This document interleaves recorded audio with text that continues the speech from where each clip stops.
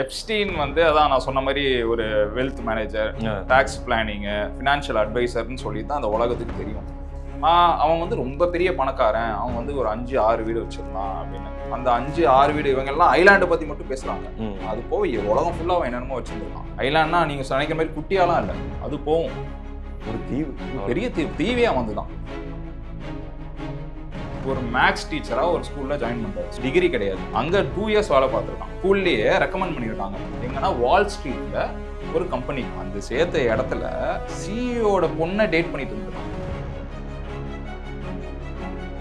அங்கே இருந்து இன்னொரு கம்பெனிக்கு வந்து சேர்றான். அந்த கம்பெனி தான் அவன் வளர்றதுக்கு ஒரு முக்கியமான கம்பெனி. லாபமே சம்பாதிச்சிருக்காரு. ஆனா லாபம் சம்பாதிச்ச மாதிரி ஸ்டாக் மார்க்கெட்ல அவங்களுடைய இவன் அந்த இடத்துல அந்த ஓனரோட 2 பேரும் சேர்த்து பண்ணிருக்கான். சிஇஓ மாட்டிக்கிறாரு. ஓகே, ஆனா இவன் கேம் பிளான் என்னன்னு சிஇஓக்கு தெரிஞ்சு இங்க இருக்கும் போதே சைமல்டேனியஸா இன்னொரு பிசினஸ் மேன் போயிருக்கான். அவன் பேர்னா டெக்ஸ் வெக்ஸ்னர். அவர் என்ன பண்றாரு, பவர் ஆஃப் அட்டானி இவன் கொடுக்குறாரு. அவர் மாட்டினானா இங்க வந்துட்டான். 1.4 பில்லியன் செல் பண்ணிருக்கான். கிலன் அப்படின்னு சொல்லிட்டு அவனோட கேர்ள் ஃப்ரெண்டு, ஒய்ஃபு எல்லாமே பேசிக்கிறாங்க. அது அந்த ஒரு லேடி அவன் கூடயே இருக்கும். இவங்க 2 பேர் தான் சேர்ந்து டிராவல் பண்ண ஆரம்பிக்கிறாங்க. இவங்க 2 பேர் தான் இந்த ரெக்ரூட்மெண்ட்டு, இந்த கேர்ள்ஸ் விஷயத்துல சேர்ந்து பண்றாங்க. என்ன மாதிரி இந்த மாதிரி கேர்ள்ஸை டார்கெட் பண்ணுவாங்கன்னா, டிப்ரெஷன் உள்ளவங்க, ஏற்கனவே யார் மூலியமாவது உண்டாக்கப்பட்டவங்க, அந்த மாதிரி ஆளுங்க தான் சூஸ் பண்ணுவாங்க. இந்த மாதிரி பெண்களை அந்த பின்னாடி ரூம் வழியாக கூப்பிட்டு போகும்போது எப்படின்னா படியேறும் போது ஃபுல் நியூட் ஃபோட்டோஸ். ஃபஸ்ட்டு இவன் என்ன பண்ணுறதுன்னா லோஷன் எடுத்து தடவை சொல்கிறது, தொடையில் மசாஜ் பண்ண அப்படின்னு சொல்கிறது. அப்படியே அவங்கள பற்றி கேட்குறது. இதில் பாதி நாள் அந்த கிலனும் இருக்கும் கூட. எவ்வளோ பெரிய பெரிய ஆள், எவ்வளோ பெரிய பெரிய விஷயம்னாலும் ஒரு சாதா ஆள்னால மாட்டிப்பாங்க. அந்த மாதிரி ஒரு 2 போலீஸ் ஆஃபீஸர்ஸ், சாதா போலீஸ் ஆஃபீஸர்ஸ், அவனுங்க வந்து நேர்மையாக நியாயமாக இருந்ததுனால தான் இவ்வளோ பிரச்சனை.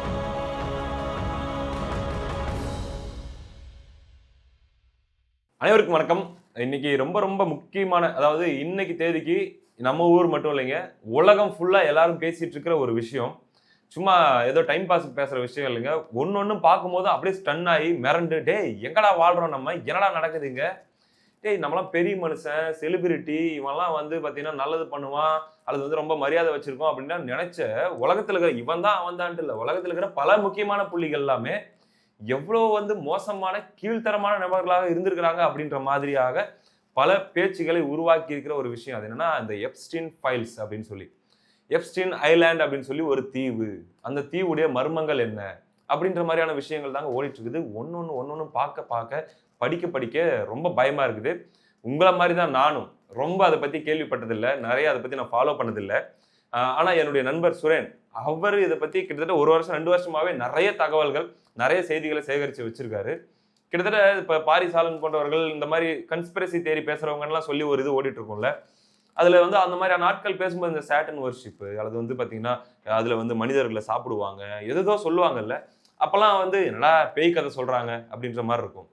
ஆனா இப்போ வந்துட்டு இருக்கிற அந்த ஃபைல்ல ஒன்னொன்னா வெளியே வந்துட்டு இருக்கிற விஷயங்களை பார்க்கும்போது அதெல்லாமே உண்மைதானோ, நம்மளுக்கு தெரியாம ஒரு உலகமே இயங்குதோ அப்படிங்கிற அளவுக்கு இங்க பல விஷயங்கள் நம்மளை திடுக்கிட வைக்குது. முதல்ல யார் அந்த எப்ஸ்டீன் அப்படிங்கிறவ, அந்த நபர் வந்து உண்மையிலேயே இறந்துட்டானா அல்லது இன்னும் உயிரோட தான் இருக்கானா? ஏன்னா உயிரோடு இருக்கானான்ற மாதிரியான டிஸ்கஷன் ஓடிட்டு இருக்குது. என்னன்ட்டு எல்லாத்தையுமே நம்ம நண்பர்கிட்ட கேட்போம். அவர் இது என்னென்னலாம் அவர் ரிசர்ச் பண்ணியிருக்காரு, பார்த்துருக்காரு அப்படின்றது கேட்டு தெரிஞ்சிருப்போம். வணக்கம் சார். வணக்கம். எப்ஸ்டீன் வந்து ரொம்ப அப்படியே சீரியஸாக பேசுகிற அளவுக்கு ஒரு கேரக்டர்லாம் கிடையாது. சரி, அவர் வந்து யூஎஸ்ல இருக்கிற ஒரு ஐஸ் ஃப்ரூட்டு.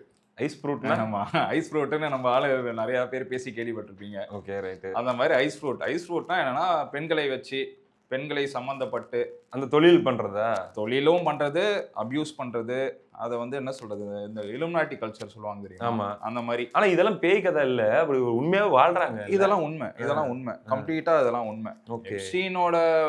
எப்ஸ்டீன் என்னன்னு சொல்லி சுத்திட்டு இருக்கானா, அவன் வந்து ஒரு வெல்த் மேனேஜரு, ஓகே, ஒரு டாக்ஸ் பிளானிங் பண்ணி கொடுப்பான், ஒரு ஃபினான்ஷியல் அட்வைசர் ஃபார் பெரிய பெரிய செலிபிரிட்டி, மிகப்பெரிய பணக்காரர்கள் எல்லாருக்கும் அவர் வந்து அந்த மாதிரி அவன் போர்ட்ரே பண்ணி சுத்திட்டு இருந்தான்.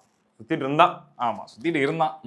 நீ கான்ஸ்பிரசிக்குள்ள வந்தா உயிரோட இருக்கானா இல்லையான்னு தெரியல அப்படின்னு நேத்து கூட பாத்துங்க, பல பேர் வந்து அதை பத்தி பேசிட்டு இருந்தாங்க. இல்ல, ஆனா மூக்கு இமேஜ் எல்லாம் வச்சு அந்த அவனுடைய டெட் பாடியில காட்டுற மூக்கு வந்து வளைஞ்சிருக்கு, ஆனா வந்து அவனுடைய ரியல் ஆக்சுவல் போட்டோல பார்க்கும்போது அவன் மூக்கு நேரா இருக்கு அப்படின்லாம் கூட பேசிட்டு இருந்தாங்க. அவனுடைய அந்த போஸ்ட்மார்டம் ரிப்போர்ட் இருக்குல்ல, அதுல வந்து பாத்தீங்கன்னா அவன் எப்படி ஆக்சுவலி செத்தான், தூக்கு போட்டு செத்தானா? தூக்கு மாட்டி செத்துருக்கான். ஆனா இவங்க என்ன சொல்றாங்கன்னா அவன் போன்லாம் உடைஞ்சு இருக்கு அப்படின்ட்டுலாம் கூட ஜா போன்ல 3 ஃப்ராக்சர் ஆயிருக்கு சாவும் போது.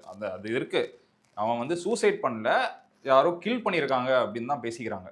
அவன் சூசைட் பாயிண்ட் ஆஃப் வியூ தான். ஆனா அவன் செத்துட்டான் தான் வந்து யுஎஸ் கவர்மெண்ட்டா சொல்லியிருக்கு. அவன் மர்மமா வாழ்ந்துட்டு இருக்க வாய்ப்பு இருக்குன்னு சொல்றான். அது தெரியல, அது ஒரு கான்ஸ்பிரசி தான் நான் நினைக்கிறேன். நான் கலெக்ட் பண்ண வரைக்கும் அவன் செத்துட்டான். ஓகே. 2019 வாக்குல அவன் வந்து இறந்து. அவன் எப்படி செத்தான் அப்படிங்கறது வந்து லாஸ்ட், அது கதையோட கிளைமேக்ஸ். ஆனா அவன் எப்படி உருவானான் அங்க இருந்து நான் தெரிஞ்சுக்கணும்னு ஆசைப்படுறேன். ஒண்ணுமே தெரியாத சும்மா சாதாரணமா இந்த விஷயத்த ஃபர்ஸ்ட் டைம் கேள்விப்படுறவங்களுக்கு எப்படி சொல்லுவீங்களோ அப்படி சொல்லுங்க, அப்பதான் எனக்கு புரியும். என்ன மாதிரி நிறைய பேர் இருப்போம், எங்களுக்கு அப்பதான் புரியும். எப்ஸ்டீன் வந்து அதான் நான் சொன்ன மாதிரி ஒரு wealth manager, tax planning, financial அட்வைசர்னு சொல்லி தான் அந்த உலகத்துக்கு தெரியும். அவன் வந்து ரொம்ப பெரிய பணக்காரன், அவன் வந்து ஒரு 5-6 வீடு வச்சிருந்தான் அப்படின்னு. அந்த 5-6 வீடு இவங்க எல்லாம் ஐலாண்டை பத்தி மட்டும் பேசுறாங்க. அது போய் உலகம் ஃபுல்லா அவன் என்னென்னமோ வச்சிருந்திருக்கான். நிறைய வீடு வச்சிருக்கான். வீடுங்கிறது வந்து பாத்தீங்கன்னா மாளிகை ஒன்னொன்னும் ஒரு அதெல்லாம் நம்மளாம் நினைச்சு பார்க்க முடியும். இப்போ அந்த லேண்ட் எல்லாம் இப்போ நம்ம நினைச்சு கூட பார்க்க முடியாது. ஒன்னு எங்க வச்சிருக்கானா, நியூ மெக்சிகோல வச்சிருக்கான், ஜாரோ ரான்ச் அது பேரு. இன்னொரு வீடு புளோரிடா பாம் பீச், இது ரொம்ப ஃபேமஸ் ஆனது. இது ஒரு மேன்ஷன். இங்கதான் வந்து மேக்சிமம் இவன் மாட்டினத்துக்கான ஒரு பாயிண்டே இங்கதான் கிடைச்சு. இந்த இடத்துல தான் அவன் அதிகமா அவனுக்கு வந்து விக்டிம்ஸ் வந்து கண்டுபிடிச்சிருக்காங்க. இந்த ஒரு பர்டிகுலர் இடத்துல. அதுக்கப்புறம் நியூயார்க்ல ஒரு வீடு வச்சிருக்கான், அது பிரம்மாண்டமான வீடு. பாரிஸ்ல ஒரு அபார்ட்மெண்ட்டே பாரிஸ்ல. அது போக கடைசியா தான் வருது இந்த ஐலாண்ட். பேர் என்னன்னா செயின்ட் லிட்டில் ஜேம்ஸ். எந்த இடத்துல இருக்கு? யுஎஸ் வர்ஜினியா ஐலாண்ட்ஸ்ல இந்த இடம் இருக்கு. ஒரு ஐலாண்டே அவன். ஓகே. ஐலாண்ட்னா நீங்க நினைக்கிற மாதிரி குட்டியாலாம் இல்ல, அது போகும். ஒரு தீவு, பெரிய தீவே வந்துதான். ஓகே. அந்த கம்ப்ளீட் தீவே வந்துதான். ஓகே. நீங்க இப்ப நினைக்கலாம், இவன் என்னடா இந்த டாக்ஸ் பிளானிங் நிஜமாலே வந்து இந்த மாதிரி எல்லாம் பண்ணி சம்பாதிச்சிருக்கானோ. இது அப்படியே ஒரு பக்கம் இருக்கட்டும். அப்படியே அவரோட கதைக்கு வாங்க. இவர் என்னென்னலாம் இன்னொன்னு சொல்ல மாட்டேன். இவர்கிட்ட 2 பிரைவேட் ஜெட், 3 ஹெலிகாப்டர் இருக்கு. துரையோட ஒரு சேட்டையை பாருங்க. அதுல ஒரு பிரைவேட் ஜெட் வந்து போயிங் 727 கல்ஃப் ஸ்ட்ரீம் சொல்லுவாங்க. ரொம்ப பெரிய ஒரு இது பிசினஸ் ஜெட். அது பேரு லோலிட்டா எக்ஸ்பிரஸ். அப்படின்னா லோலிட்டானா பியூட்டிஃபுல் யங் கேர்ள்ஸ். அதோட அர்த்தம். ஓகே. லோலிட்டா எக்ஸ்பிரஸ் பேரை பாருங்க. ஓகே. பேரே ஒரு துரை அப்படிதான் வச்சிருக்காரு. அந்த ஜெட்டுக்கு பேரே அதான். இது ஒரு பக்கம் இருக்கட்டும். 2 பிரைவேட் ஜெட், 3 ஹெலிகாப்டர். ஓகே. இந்த சைடு 1974ல ஒரு மேக்ஸ் டீச்சரா ஒரு ஸ்கூல்ல ஜாயின் பண்றாரு. ஸ்கூல் படிச்சிருக்காப்ல. ஓகே. அது வந்து உண்மைன்னு நான் கலெக்ட் பண்ண வரைக்கும் ஸ்கூல் வரைக்கும் படிச்சிருக்கான். 1974ல த டால்டன் ஸ்கூல் அப்படின்னு அந்த ஸ்கூல்ல மேன்ஹாட்டன்ல பிரஸ்டீஜியஸ் பிரைவேட் ஸ்கூல் அது. அதுல மேக்ஸ் ப்ரொஃபஸரா சேர்றாரு. இதுதான் அவருடைய கெரியருடைய ஆரம்பிக்கிறார். இதுல இருந்தே எவ்வளவு கிரைமான வேலைலாம் த்ரூ அவுட் இஸ் லைஃப் பண்ணிட்டு வராங்கிறது தான் நீங்க வந்து பார்க்கணும். ஓகே. இவன் இப்படி இருக்கிறதுக்கான காரணம் இப்பன்னு இல்ல, ஸ்டார்டிங்ல இருந்தே அவன் அப்படிதான். ஓகே. அங்க வந்து மேக்ஸ் ப்ரொஃபஸரா சேர்றான். டிகிரி கிடையாது. எல்லாருக்கும் அதான் கொஸ்டின். டிகிரி இல்லாம இவன் எப்படி ப்ரொஃபஸரா சேர்றான் அப்படின்னு. அங்க 2 இயர்ஸ் வேலை பார்த்துருக்கான். 2 இயர்ஸ்க்கு அப்புறம் அந்த ஸ்கூல்லேயே ரெக்கமெண்ட் பண்ணியிருக்காங்க. எங்கன்னா வால் ஸ்ட்ரீட்ல ஒரு கம்பெனிக்கு, அது பேருனா பேர் ஸ்டேன்ஸ், ஓன்டு பை ஏஸ் கிரீன்பர்க் அப்படின்னு சொல்லிட்டு ஒரு ஆள். ரெக்கமெண்டேஷன் வழியா வருது. இந்த மாதிரி இந்த ஒரு ப்ரொஃபஸர் இருக்காரு, நல்ல டேலண்டட், நீங்க ரெக்ரூட் பண்ணிக்கோங்க அப்படின்னு. அந்த சிஇஓ என்ன சொல்றாரு, அவரோட ஹெச்ஆர் ரெக்ரூட்டர் வச்சு அந்த பையனை நீங்க ரெக்ரூட் பண்ணிக்கோங்க, நீங்க இன்டர்வியூ எடுங்க அப்படின்னு சொல்லி அவனை ஹையர் பண்ணி, அவனை எதுக்குன்னா higher to develop and market quantitative analysis for options அப்படின்னு ஸ்டாக் மார்க்கெட். அது வால் ஸ்ட்ரீட்டுங்க ஒரு பிசினஸ்க்குள்ள போறாரா, அதுக்குள்ள எடுத்துட்டு வராங்க.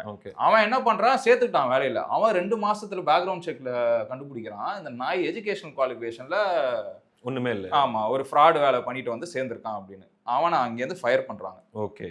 அதுக்கு முன்னாடி அந்த சேர்த்த இடத்துல சிஇஓட பொண்ணை டேட் பண்ணிட்டு இருந்திருக்கான். ஓ, அது எங்க ஸ்கூல்லயா இல்ல இந்த இதுல அந்த இடத்துல ஸ்டாக் மார்க்கெட்ல வேலைக்கு சேர்ந்தாங்களா அங்க, அந்த டெம்பரரி டைம்ல. ஆமா, அந்த டெம்பரரி டைம்ல அந்த பொண்ணை டேட் பண்ணி இருந்திருக்கான்.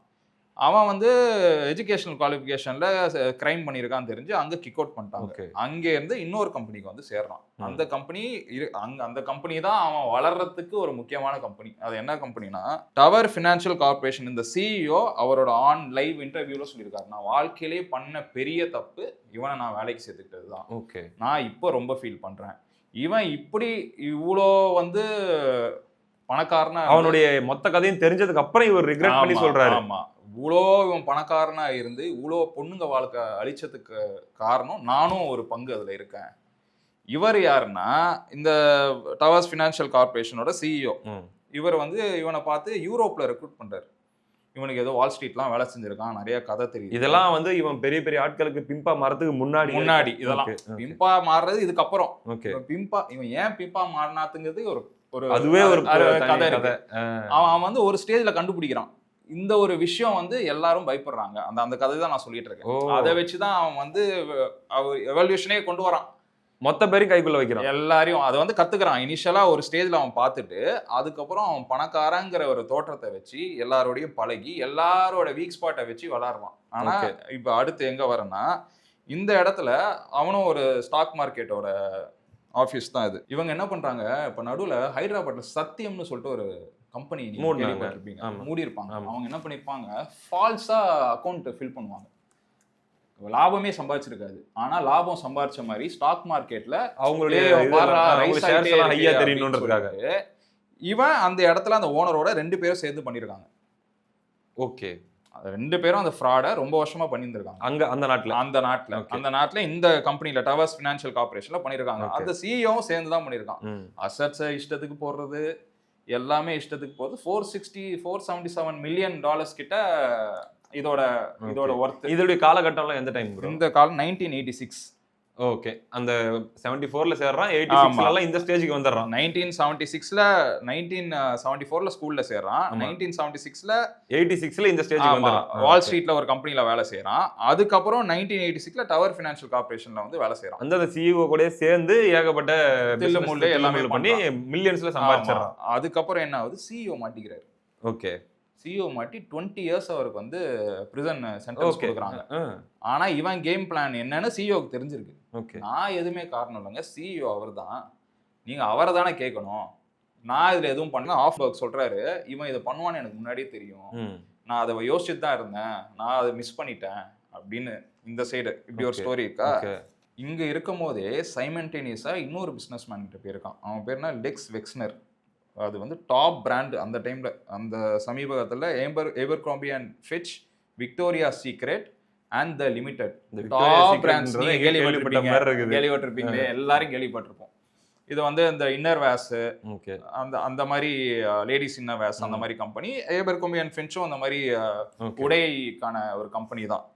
அந்த கம்பெனியில அந்த சிஇஓட ரொம்ப க்ளோஸா டிராவல் பண்றான். எல்லாம் என்ன பேசிக்கிறாங்க, அந்த சிஇஓ வந்து ஒரு கல்லான மனுஷப்பா, சரியான ஒரு ஹார்ட் ஒர்க்கிங்னு. அவர் என்ன பண்றாரு, பவர் ஆஃப் அட்டானி இவனுக்கு கொடுக்குறாரு. ஓகே, அப்படி யாரும் கொடுக்க மாட்டாங்க. நான் என் பையன் இருக்கேன்னா நான் என் பையனுக்கு பவர் ஆஃப் அட்டானி கொடுப்பேன். என்னோட க்ளோஸ் பார்ட்னர் எந்த நம்பிக்கையில இவனுக்கு கொடுத்தாரு, இவன் எப்படி வாங்கணும், அது எல்லாரும் பேசிக்கிறாங்க. பிசினஸ் சர்க்கிள் என்ன பேசிருக்காங்க, அவர் அந்த மாதிரி ஆளே கிடையாது, ஆனா அவர் ஏன் இப்படி கொடுத்துருக்காரு, ஏதோ ஒரு கிரிப் இருக்கு இவங்கிட்ட. இன்னொரு விஷயம் என்ன போயிட்டு இருக்குன்னா, அவரோட பாய் ஃப்ரெண்ட் இவன். அவங்க 2 பேரும் ஓரின சேர்க்கையாளர்கள் அப்படின்னு பேசிக்கிறாங்க. ஓகே, நிறைய பேர் சொல்றாங்க அவரோட கேர்ள் ஃப்ரெண்ட் இவன்.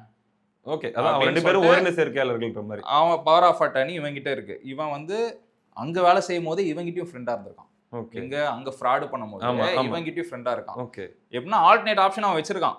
அங்க வந்து ஏதாவது ஆச்சுன்னா கூட நம்ம இங்க வந்துடலான்னு. ஓகே, இங்க வந்து அந்த ஓனர் கிட்ட சொல்லியிருக்கான், நான் சொன்னா என்ன வேணாலும் அவர் செய்வாரு, என்னை பார்த்து அவர் வந்து இப்படி மயங்காத குறையா என்கிட்ட பேசிட்டு இருக்காருன்னு அந்த ஓனர் கிட்ட சொல்ல வேண்டியது. அவர் மாட்டினானா இங்க வந்துட்டான். பிட்வீன் 1991 to 2006 அந்த லெக்ஸ் வெக்ஸ்னரோட ஸ்டாக் மார்க்கெட் இருக்குல்ல, 1.4 பில்லியன் செல் பண்ணியிருக்கான். காசு எங்கேருந்து வந்ததுன்னு தெரிஞ்சிச்சா, அவனோட கவனத்துல 1.4 பில்லியன் செல் பண்ணியிருக்கான்.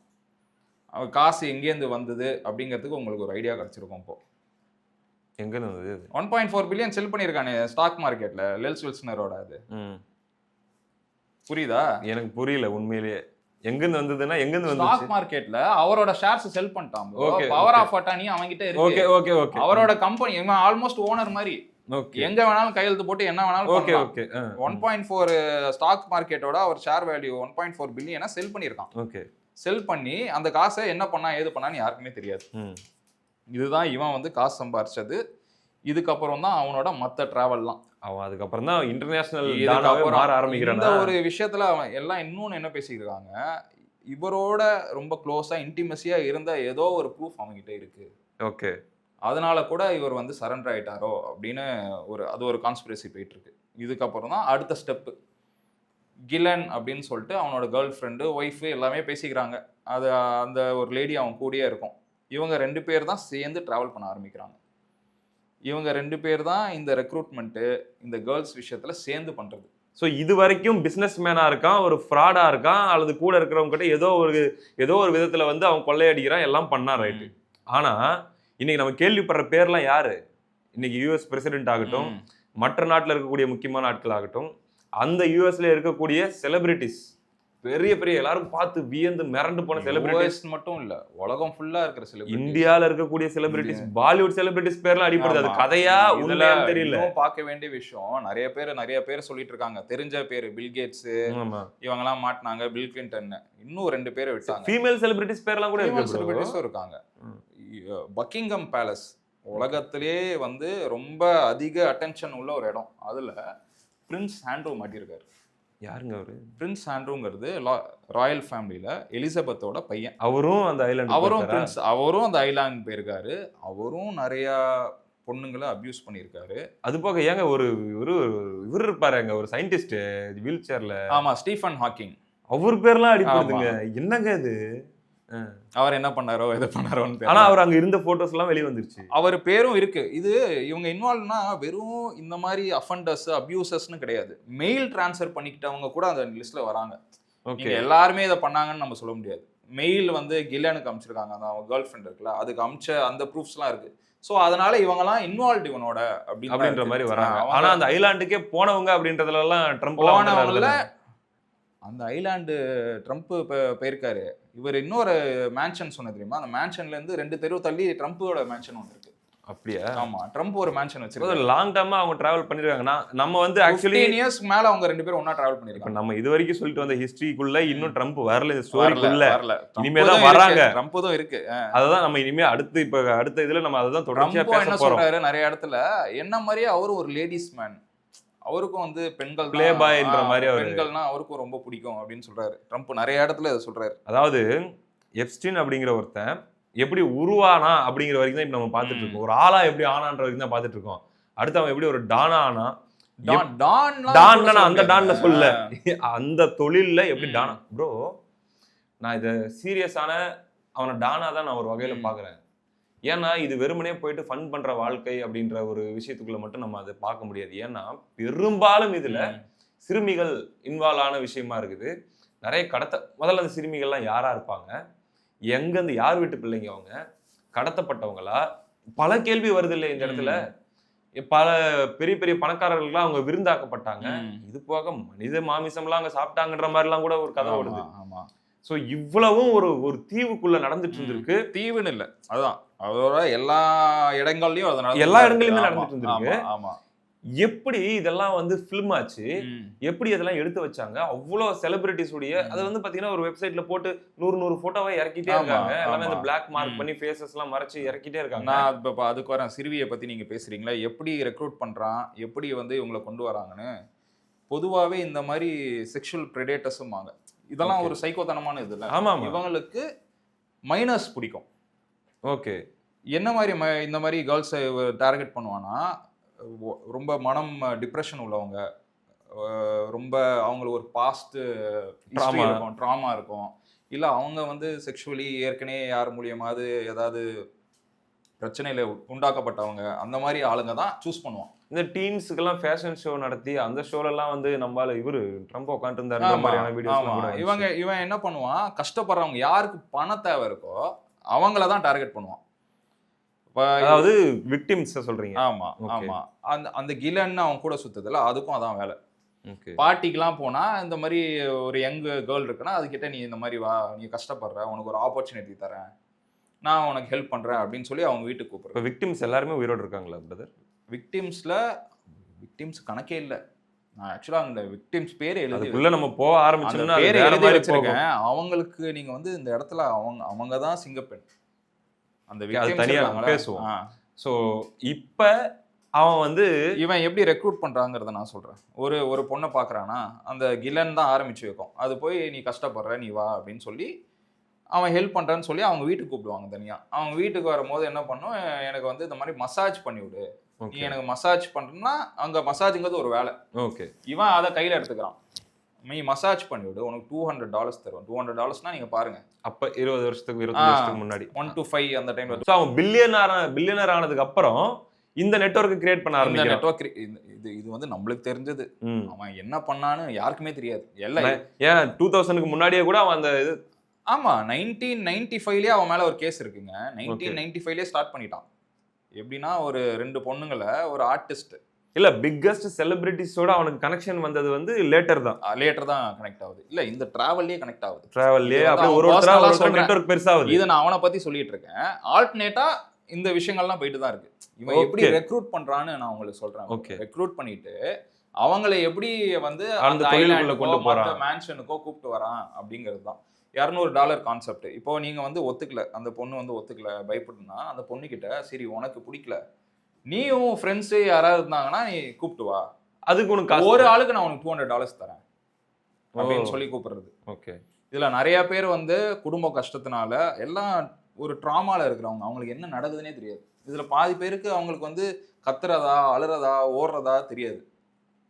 சில பேர் ஒத்துப்பாங்க, சில பேர் முடியாதுன்னு சொல்லுவாங்க. அதில் ஒரு சில பேர்லாம் அழுகுறாங்க கன்ஃபஸ் பண்ணி, இல்லைங்க நானும் இந்த மாதிரி 40-50 பொண்ணுங்களை கூப்பிட்டு வந்திருக்கேன்.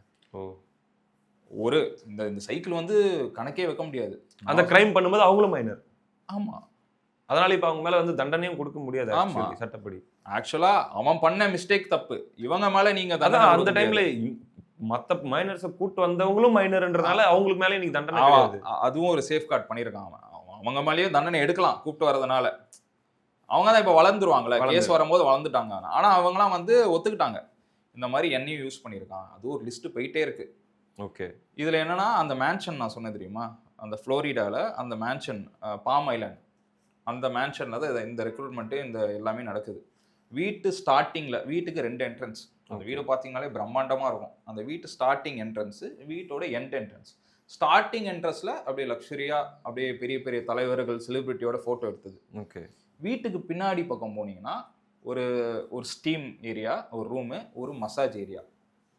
இந்த மாதிரி பெண்களை அந்த பின்னாடி ரூம் வழியா கூப்பிட்டு போகும்போதே எப்படின்னா படியேறும் போதே ஃபுல் நியூட் ஃபோட்டோஸ் அவங்க கண்ணில் படுற மாதிரி எல்லாமே சுத்தி டாய்ஸ்ல இருந்து நியூட் டாய்ஸ் இருக்கும், நியூட் பிக்சர்ஸ் இருக்கும், படத்துல வர ஒரு மாதிரியா இருக்கு, ஆர்ட் இருக்கும்.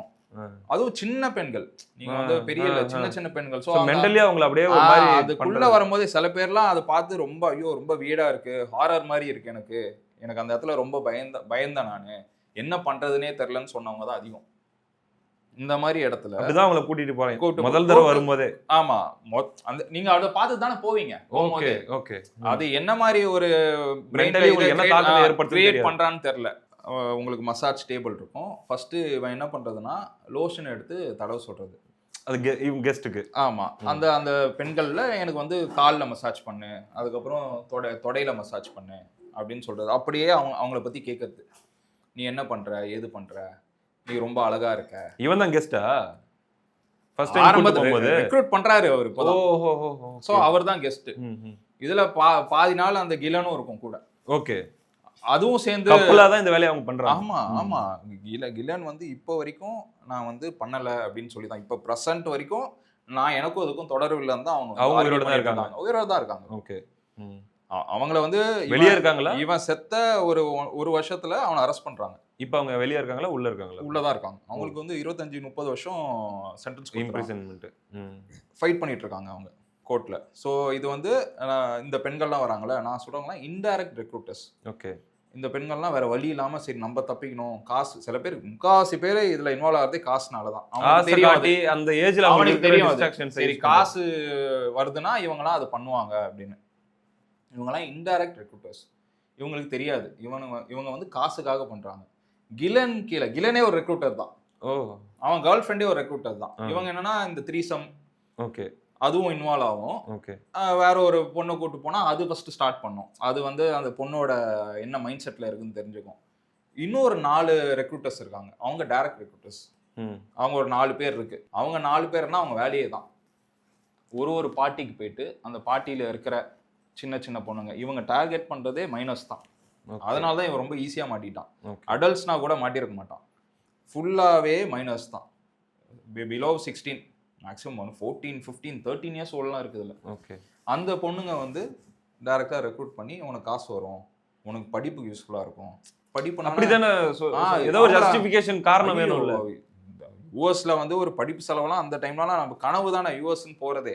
சரி படிப்புக்குலாம் யூஸ் ஆகுது இங்க கூப்பிடுறாங்க. ஆனா யாருக்கும் தெரியாது இங்க இந்த மாதிரிலாம் நடக்கும்னு. பாதி பேர் வந்து அவங்களோட தேவைனால முதல்ல மசாஜ்னு நினைச்சிட்டு தான் நிறைய பேர் உள்ள வராங்க. இந்த மசாஜ்னு நினைச்சிட்டு அதை அப்படியே அவன் அங்கேயே பாத்துறான். யாரு வந்து தெரிச்சுட்டு ஓடுறாங்க, யாரு ஒத்துக்குறாங்க. இதுல யாருக்கெல்லாம் வந்து வாய்ஸ் அவுட் பண்ண தெரியலன்னு கண்டுபிடிச்சிடலாம். சில பொண்ணுங்களுக்கு தெரியாது சைக்காலஜிக்கலி யாரெல்லாம் பலவீனமா இருக்காங்கன்றதுல. அதே மாதிரி மிரட்டுறது. இவர் என்ன பண்ணுவாரு, நீங்க போனா உன் குடும்பத்தையே காலி பண்ணிடுவேன், உன் அப்பா அம்மா எங்க இருந்தாலும் தேடி வந்து. அதுக்குள்ள அவன் அவ்வளவு பெரிய ஆள் ஆயிட்டான். அவ்வளவு பெரிய ஆள் தான். அப்போ அதான் சொன்னேன், இவ்வளவு காசு எடுத்துட்டு போயிட்டு அவன் அதுக்குள்ள ஒரு பெரிய காசு இருக்குனாலே மத்த அதிகாரங்களும் அவனுக்கு தானா கிடைக்கும். சொல்லுவாங்களா, ஏய் போலீஸ்லாம் அக்கல்ல இருக்காங்கடா, அந்த மாதிரி ஜஸ்டிஸ் சிஸ்டமே அவன் வந்து அந்த புளோரிடா போலீஸே அவங்கலாம் பயம் கிடையாது. புளோரிடா போலீஸா இருந்துட்டு போட்டோம். இந்த மாதிரி நடந்துட்டு இருக்கும்போது புளோரிடா போலீஸ்க்கு ஒரு ஃபோன் கால் வருது. இந்த மாதிரி ஒரு பெரிய வயசான ஆளு பொண்ணுங்களை மசாஜ் பண்ண கூப்பிட்றானா, அப்யூஸ் பண்ணி அனுப்புறான் அப்படின்னு. அந்த ஃபோன் காலை வந்து புளோரிடா போலீஸ் பெரிய ஒரு விஷயமா எடுக்கல, அப்படியே வித்துட்டாங்க. 2 நேர்மையான அதிகாரிங்க இருந்ததுனால தான் இவன் இன்னைக்கு மாட்டியிருக்கான். அந்த 2 சாதா போலீஸ் ஆஃபீஸரும் நம்ம வந்து இந்த இடத்துல ஹைலைட் பண்ணோம். எவ்வளோ பெரிய ஆள், எவ்வளோ பெரிய விஷயம்னாலும் ஒரு சாதா ஆள்னால மாட்டிப்பாங்க. அந்த மாதிரி ஒரு 2 போலீஸ் ஆஃபீஸர்ஸ், சாதா போலீஸ் ஆஃபீஸர்ஸ், அவனுங்க வந்து நேர்மையா நியாயமா இருந்ததுனால தான் இவ்வளோ பிரச்சனை. அரெஸ்ட் ஆகுறான், அதுக்கப்புறம் அவன் தப்பிக்கிறான்லாம் கூட. அரெஸ்ட்லாம் ஆகல, சும்மாலாம் அவனை போய் நீ கை வைக்க முடியாது. ஓகே, புரியுதா? எவிடன்ஸே இல்லை இவன்கிட்ட, ஃபோன் கால் தான் வருது. இந்த இன்வெஸ்டிகேஷன் ஏரியாவே இப்பதான் ஓபன் ஆகுது. அவனுடைய ஃபைல்ஸ் எல்லாம் இனிமே தான் தெரிய வருது வெளி உலகத்துக்கு. அந்த ஒரு ஆபீசர் வந்து அப்படியே இந்த ஸ்பைடர் வெப் மாதிரி கனெக்ட் பண்ணி ஒரு பொண்ணு வந்து இன்னொரு 2 பொண்ணு பேர் சொல்றாங்க. அந்த 2 பொண்ணுங்க இன்னொரு 4 பொண்ணு பேர் சொல்றாங்க. அந்த 4 பொண்ணுங்க 8 பேர் சொல்றாங்க. ஒருத்தவங்களும் கதறி அழுகுறாங்க, எனக்கு வேற வழி தெரியல, வழி தரல. இந்த விக்டிம்ஸ்லாம் இப்போ ரொம்ப ப்ரௌடா இருக்காங்க. அந்த விக்டிம்ஸை வந்து